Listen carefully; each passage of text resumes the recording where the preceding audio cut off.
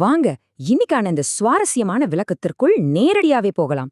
எப்பவுமே அடுத்தடுத்த இலக்குகளை நோக்கி ஓடிக்கிட்டே இருக்கிற நமக்கெல்லாம் சுய பரிவு, அதாவது நம்ம மேல நாமே கொஞ்சம் இரக்கமா இருக்கிறது எப்படி ஒரு மிகப்பெரிய பவர்ஃபுல்லான கருவியா மாறப்போகுது அப்படிங்கறத பத்தி தான் நாம இன்னைக்கு ஆழமா பார்க்க போறோம்.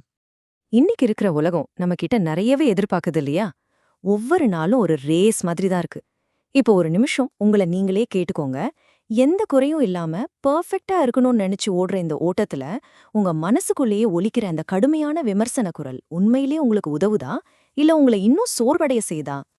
இதுல கவனிக்க வேண்டிய முக்கியமான விஷயம் என்னன்னா, சுய பரிவு அப்படிங்கிறது உங்களுக்கு நீங்களே கொடுத்துக்கிற ஒரு ஆடம்பரமான சலுகை கிடையாதுங்க. அது நெருக்கடியான இந்த உலகத்துல உங்க மன உறுதியை கட்டமைக்கிற ஒரு ஆழமான உளவியல் பயிற்சி. சொல்லப்போனா இது ஒரு மிகச்சிறந்த மாற்று மருந்து. இப்போ இந்த சுயப்பரிவு எப்படி நம்மளோட உற்பத்தி திறனை அதிகரிக்குது அப்படிங்கிற முதல் முக்கியமான மாற்றத்தை பார்க்கலாம். ஒரு தப்பு நடக்கும்போது உங்களை நீங்களே கடுமையா திட்டிக்காம புரிதலோடு அணுகும்போது என்ன நடக்கும் தெரியுமா? பரவாயில்ல, அடுத்த முறை சரியா செஞ்சுக்கலாம் அப்படிங்கிற ஒரு பாதுகாப்பான உணர்வு உங்களுக்கு கிடைக்கும். குற்ற உணர்ச்சியில முடங்கி போகாம உங்களை நீங்களே மேம்படுத்திக்கிறதுக்கான ஊக்கம் இது மூலமா பல மடங்கு அதிகரிக்குது. அப்போ இதுக்கு நாம முதல்ல நம்மளோட சுயமதிப்பை எப்படி பார்க்கறோம் அப்படிங்கறத மாத்தி யோசிக்கணும். அதுதான் நம்மளோட அடுத்த மனநிலை மாற்றம். பொதுவா சுயமதிப்பு அப்படிங்கிறது மத்தவங்களோட நம்மள ஒப்பிட்டு பார்க்கறதையும் வெளியுலக வெற்றிகளையும் நம்பி இருக்கிற ஒரு பலவீனமான விஷயம். வெற்றி கிடைச்சா சந்தோஷம், தோல்வி வந்தா அதல பாதாளம். ஆனா சுய பரிவு அப்படிங்கிறது உங்க குறைகளை பொருட்படுத்தாம உங்க மேல நீங்களே வைக்கிற நிபந்தனையற்ற அன்பு.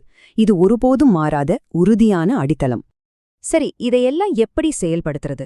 முன்னணி ஆராய்ச்சியாளர் டாக்டர் கிறிஸ்டின் நெஃப் அவங்க சொல்ற 3 முக்கியமான மனநிலை மாற்றங்களை இப்போ நாம பார்ப்போம். முதல் மாற்றம் சுய அன்பு. நீங்க ஏதாவது ஒரு கஷ்டத்துல இருக்கும்போதோ இல்ல ஒரு தவறு செய்யும்போதோ உங்களை நீங்களே கடுமையா விமர்சிக்காதீங்க.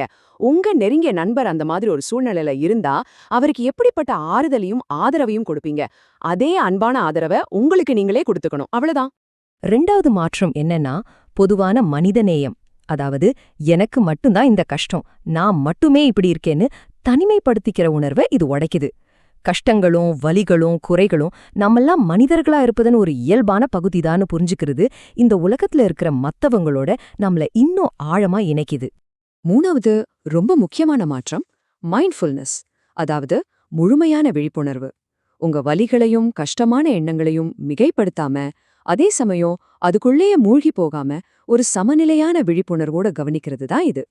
உணர்ச்சிகளை கவனிங்க, ஆனா அது உங்களை கட்டுப்படுத்த விட்டுடாதீங்க. ஓகே, உள்ளுக்குள்ள நடக்கிற இந்த மாற்றங்கள் எப்படி நம்மள சுத்தி இருக்கிற இந்த அழுத்தமான உலகத்துல ஒரு அலை மாதிரியான தாக்கத்தை ஏற்படுத்துதுன்னு இப்போ பார்க்கலாம். எங்கே நாம புரிஞ்சுக்க வேண்டிய விஷயம், பரிவு அப்படிங்கிறது வெறும் இரக்கப்படுறதோ மத்தவங்கள பார்த்த பரிதாபப்படுறதோ கிடையாது. பரிதாபம்ங்கிறது சில நேரங்கள்ல மத்தவங்கள கீழே இறக்கி பார்க்கற மாதிரி ஆயிடும். ஆனா பரிவு அப்படிங்கிறது அவங்க துயரத்தை துடைக்க களத்துல இறங்குறதுக்கான ஒரு அழைப்பு, உண்மையான ஆதரவை கொடுக்கற ஒரு உந்துதல். இத உங்களோட சாதாரண அன்றாட வாழ்க்கைக்குள் எப்படி கொண்டு வருது? ரொம்ப சுலபமான வழிகள் இருக்கு. முதல்ல உங்க மேல நீங்க பரிவா இருக்க தொடங்குங்க. செய்யும் செயல்கள்ல முழு விழிப்புணர்வோட இருங்க. மத்தவங்களுக்கு சின்ன சின்ன உதவிகளை செய்யுங்க.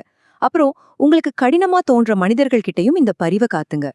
இதுக்கு என்ன பண்ணும்னா, போனை கொஞ்சம் ஓரம் கட்டிட்டு மனிதர்களை வெறும் அவங்க செய்யற வேலையா மட்டும் பார்க்காம முழுமையா கவனிங்க.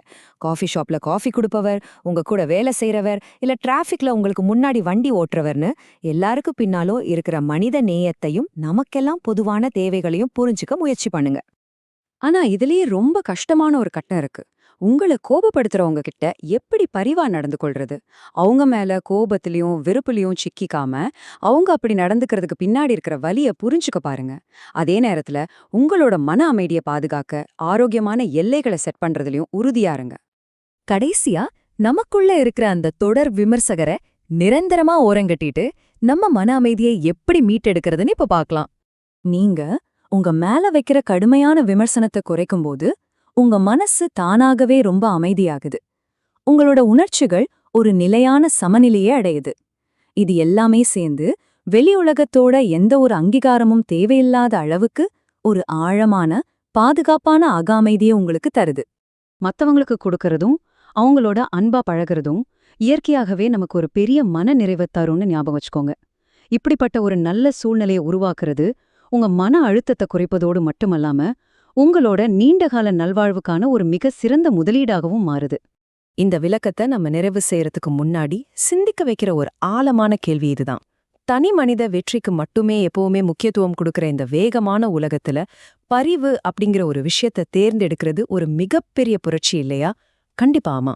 உங்களோட ஓட்டத்தை கொஞ்சம் மாற்றி அமைச்சு இன்றே உங்களுக்கும் மற்றவர்களுக்கும் பரிவு காட்டத் தொடங்குங்க.